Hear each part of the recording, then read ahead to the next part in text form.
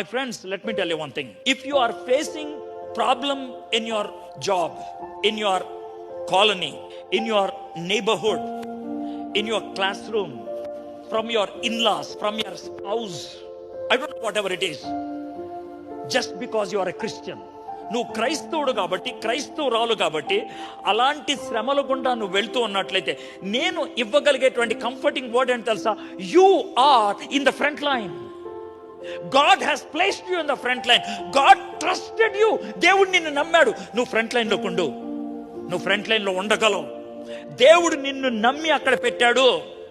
దేవుడికి నీ మీద ట్రస్ట్ ఉంది. అందుకనే ఆ ప్లేస్ ని ఎంట్రస్ట్ చేశాడు నీకు. కాబట్టి నన్ను నమ్మిన దేవుడు నన్ను వదిలేసి వెళ్ళిపోడు. If I stand there, he will give me the needed victory.